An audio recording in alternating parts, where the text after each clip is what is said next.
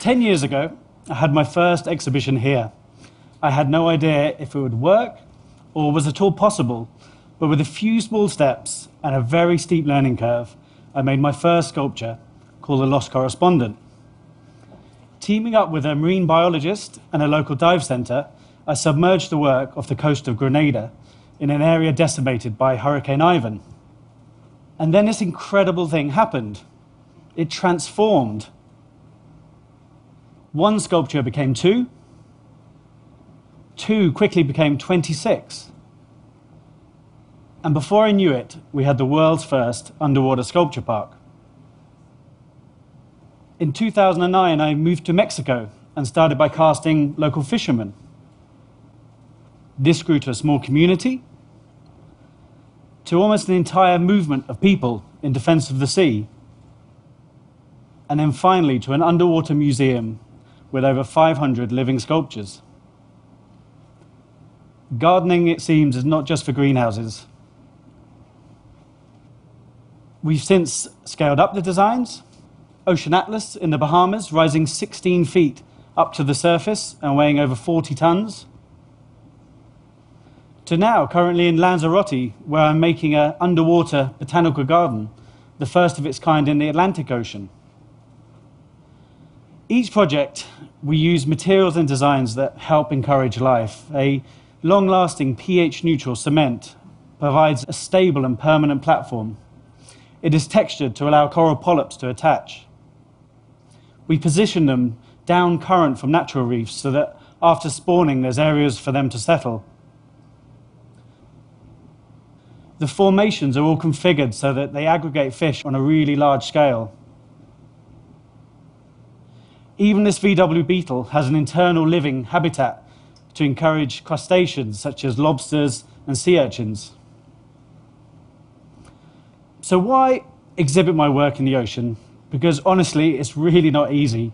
When you're in the middle of the sea, under a 100-foot crane, trying to lower 8 tons down to the sea floor, you start to wonder whether I shouldn't have taken up watercolor painting instead. But in the end, the results always blow my mind.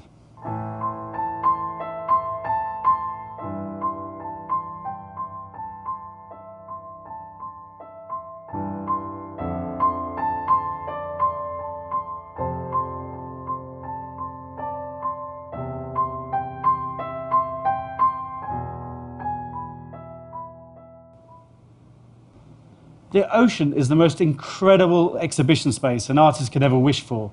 You have amazing lighting effects, changing by the hour, explosions of sand covering the sculptures in a cloud of mystery, a unique timeless quality, and a procession of inquisitive visitors, each lending their own special touch to the site.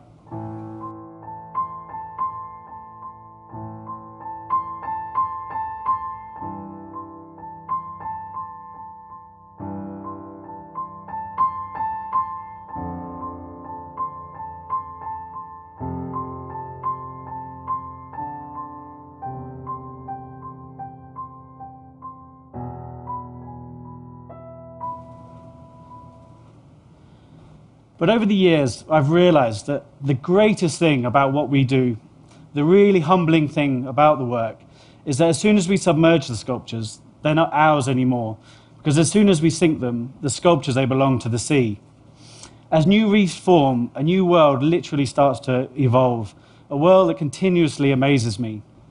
It's a bit of a cliche, but nothing man-made can ever match the imagination of nature. Sponges look like veins across the faces. Staghorn coral morphs the form. Fireworms scrawl white lines as they feed. Tunicates explode from the faces. Sea urchins crawl across the bodies feeding at night. Coralline algae applies a kind of purple paint. The deepest red I've ever seen in my life lives underwater. Gorgonian fans oscillate with the waves. Purple sponges breathe water like air. And grey angelfish glide silently overhead. And the amazing response we've had to these works tells me that we managed to plug into something really primal, because it seems that these images translate across the world, and that's made me focus on my responsibility as an artist and about what I'm trying to achieve. I'm standing here today on this boat in the middle of the ocean, and this couldn't be a better place to talk about the really, really important effect of my work, because as we all know, our reefs are dying and our oceans are in trouble. So here's the thing. The most used, searched, and shared image of all my work thus far is this. And I think this is for a reason, or at least I hope it is. What I really hope is that people are beginning to understand that when we think of the environment and the destruction of nature, that we need to start thinking about our oceans too. Since building these sites, we've seen some phenomenal and unexpected results. Besides creating over 800 square meters of new habitats and living reef, visitors to the marine park in Cancun now divide half their time between the museum and the natural reefs, providing significant rest for natural, overstressed areas. Visitors to Ocean Atlas in the Bahamas highlighted a leak from a nearby oil refinery. The subsequent international media forced the local government to pledge $10 million in coastal cleanups. The sculpture park in Grenada was instrumental in the government designating the spot a marine protected area. Entrance fees to the park now help fund park rangers to manage tourism and fishing quotas. The site was actually listed as a wonder of the world by National Geographic. So why are we all here today in this room? What do we all have in common? I think we all share a fear that we don't protect our oceans enough.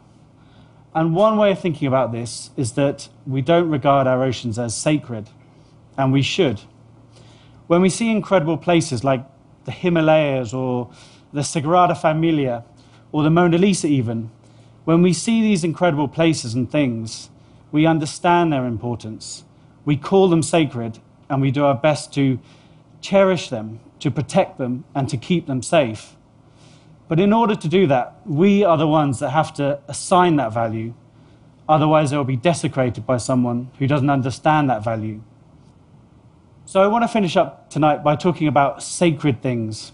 When we were naming the site in Cancun, we named it a museum for a very important and simple reason.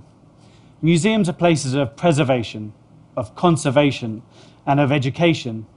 They're places where we keep objects of great value to us, where we simply treasure them for them being themselves. If someone was to throw an egg at the Sistine Chapel, we'd all go crazy. If someone wanted to build a 7-star hotel at the bottom of the Grand Canyon, then we would laugh them out of Arizona.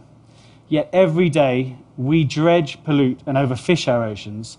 And I think it's easier for us to do that, because when we see the ocean, we don't see the havoc we're wrecking. Because most people, the ocean is like this. And it's really hard to think of something that's just so plain and so enormous as fragile. It's simply too massive, too vast, too endless. And what do you see here? I think most people actually look past to the horizon. So I think there's a real danger that we never really see the sea. And if we don't really see it, if it doesn't have its own iconography, if we miss its majesty, then there's a big danger that we take it for granted. Cancun is famous for spring break, tequila and foam parties, and its waters are where frat boys can ride around on jet skis and banana boats. But because of our work there, there's now a little corner of Cancun that is simply precious for being itself. And we don't want to stop in Grenada, in Cancun, or the Bahamas. Just last month, I installed these 4 horsemen of the apocalypse in the Thames River, in central London, right in front of the Houses of Parliament, putting a stark message about climate change in front of the people that have the power to help change things. Because for me, this is just the beginning of the mission. We want to team up with other inventors, creators, philanthropists, educators, biologists, to see better futures for our oceans. And we want to see beyond sculpture, beyond art even. Say you're a 14-year-old kid from the city and you've never seen the ocean, And instead of getting taken to the Natural History Museum or an aquarium, you get taken out to the ocean, to an underwater Noah's Ark, which you can access through a dry glass viewing tunnel, where you could see all the wildlife of the land be colonized by the wildlife of the ocean. Clearly, it would blow your mind. So let's think big and let's think deep. Who knows where our imaginations and willpower can lead us?